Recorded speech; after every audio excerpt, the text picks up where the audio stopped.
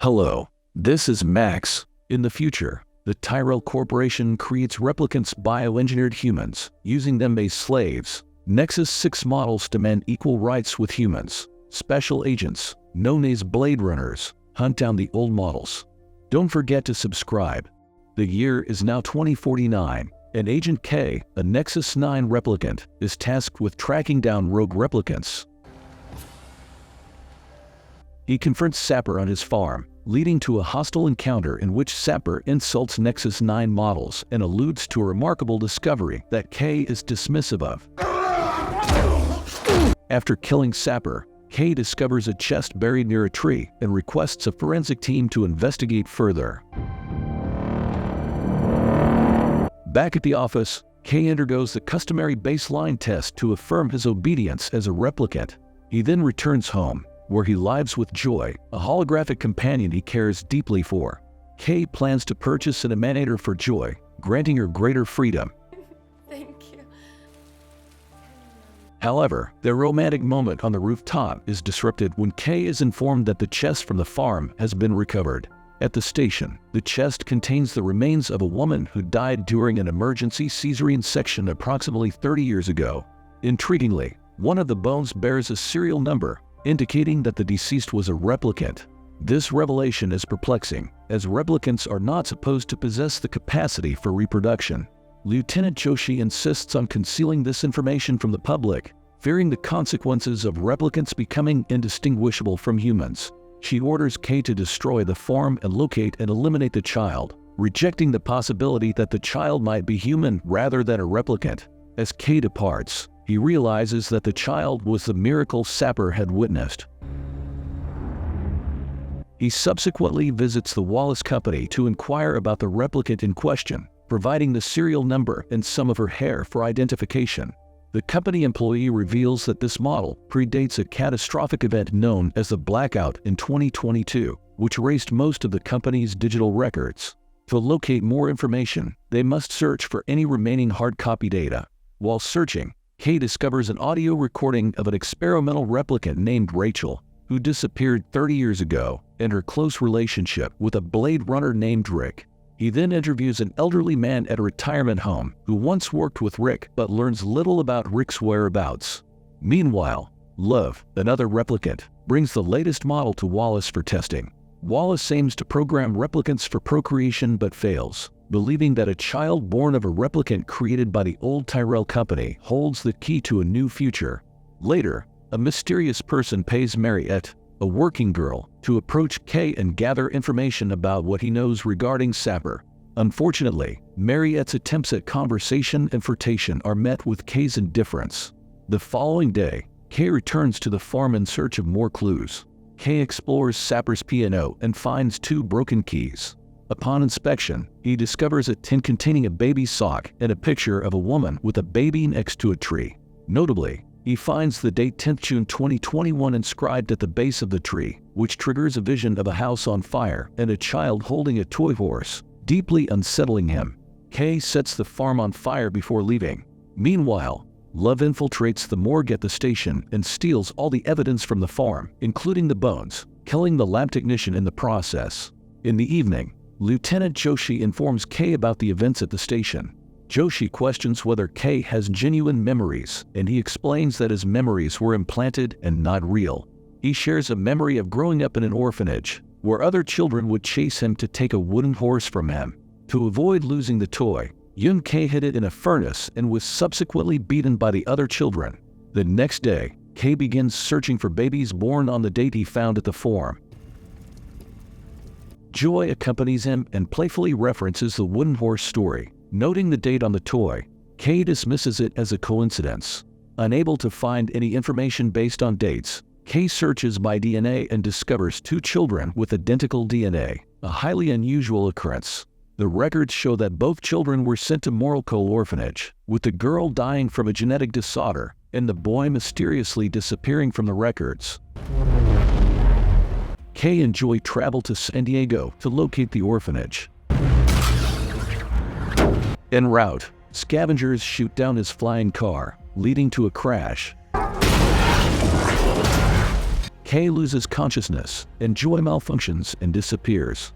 As scavengers attempt to breach the car, Kay regains consciousness and defends himself. Kay eliminates some attackers and readies his weapon, only to spot a large armed group approaching. Love intervenes by remotely controlling a drone, thwarting the impending confrontation. Love instructs Kay to continue his quest to find the child. Eventually, Kay reaches the orphanage, where he is warmly received by the children. He speaks with Mr. Cotton to request records of children who arrived 30 years ago, resorting to physical force when Cotton initially refuses. On their way to Cotton's office, Kay notices striking similarities between the orphanage and his childhood memory. Upon finding the records, Cotton realizes that the pages for the necessary year have been removed. As Kay explores further, he stumbles upon the furnace from his memory and finds his wooden horse inside. Overwhelmed, Kay experiences a breakdown, as these memories suggest that he might be human rather than a replicant. Returning home, Kay shares his discovery with Joy, who begins calling him Joe and claims to have always known he was special. To confirm the authenticity of his childhood memory, Kay decides to contact the person responsible for creating replicant memories. The next day, Kay visits Dr. Anna, who explains her process for crafting replicant memories from scratch. She reveals that copying real memories for replicants is illegal, and everything she creates is original. Anna agrees to examine Kay's childhood memory using her machines, and tearfully confirms that they are indeed real. Kay's emotional reaction causes him to fail the baseline examination. Furious, Joshi reprimands him but is relieved to hear that Kay has located the child, who was being used as a regular worker and has already been retired. She gives Kay 48 hours to recover before retaking the test but confiscates his badge and gun. Back at home, Kay discovers that Joy has arranged for Marriott to spend the night with him. To overcome Joy's inability to physically interact, she overlays her hologram on Marriott, which allows them to be closer. The following morning, Marriott secretly places a tracker in Kay's jacket. She also finds the wooden horse, but Joy intervenes before Marriott can take it. Shortly after, Joy prepares to leave the city with Kay, as she anticipates that the police will soon come for him. Joy insists on going with Kay and requests that he place her in the emanator. She also advises him to delete the copy of her on his computer to prevent the police from using her against him. Initially hesitant due to the risk of losing her forever if something happens to the emanator, Joy persuades Kay of her importance. Consequently, Kay erases his home system and damages the emanator's antenna. Love notices this from the Wallace Corporation and hurries to Kay's apartment, where she finds the broken antenna. She then goes to see Lieutenant Joshi, who is unaware of Kay's whereabouts and believes the case is closed. Love informs Joshi that Kay lied about killing the born replicant, but Joshi refuses to share further information. In response, Love kills her and proceeds to use the police computer to track Kay's location. Meanwhile, Kay encounters a man at a pawn shop who can analyze the origins of the wooden horse. The analysis reveals high levels of radiation associated with Las Vegas.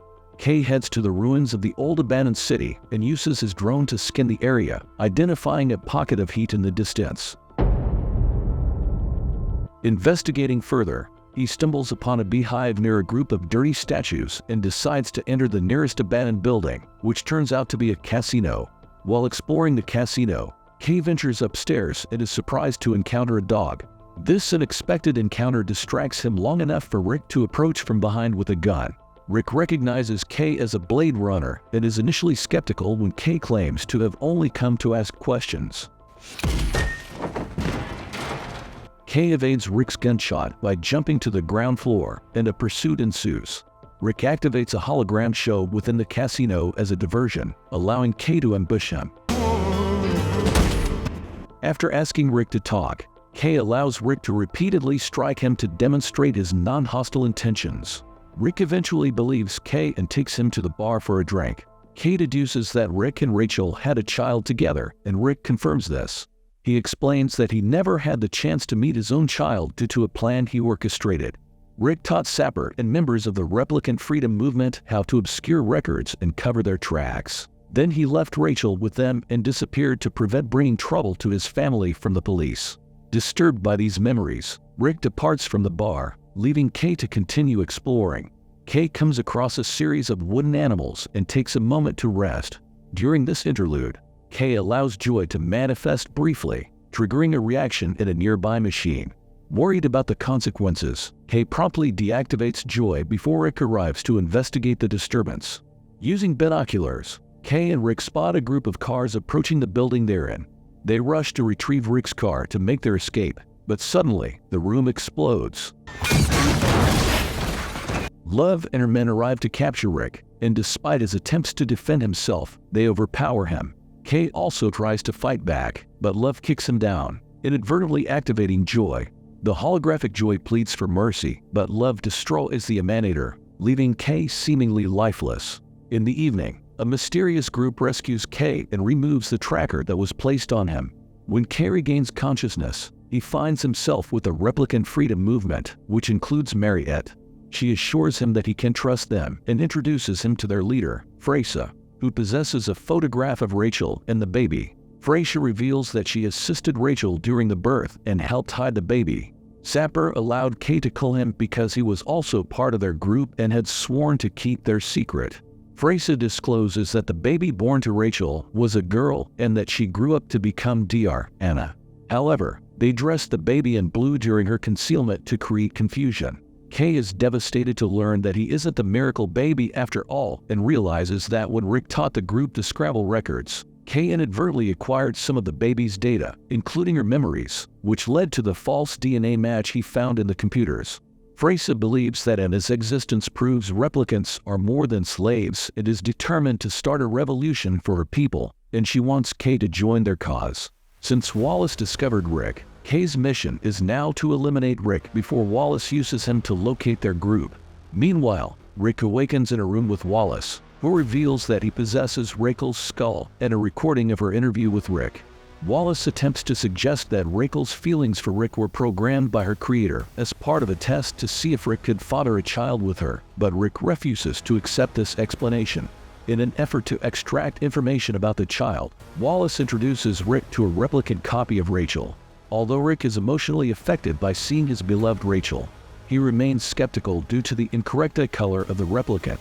Wallace then orders Love to kill the replicant version of Rachel before reminding Rick that he can use force to make him cooperate.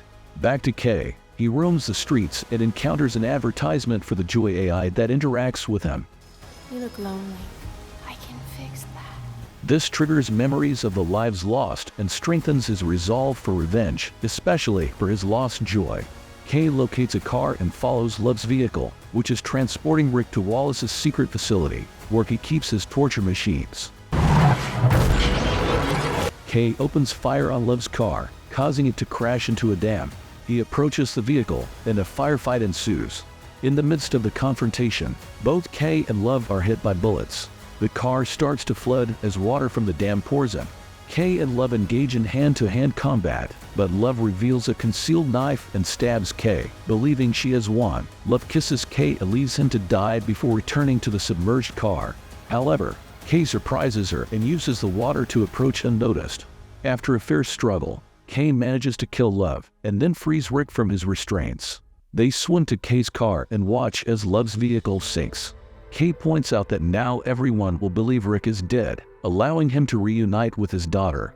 As Rick enters the building to meet his daughter, Kay sits on the steps, watching the falling snow and contemplating whether he will survive his stab wound. If you are interested in such films, please proceed to the next video on the screen and also share your thoughts about this film in the comments. Give us a like and subscribe. Goodbye.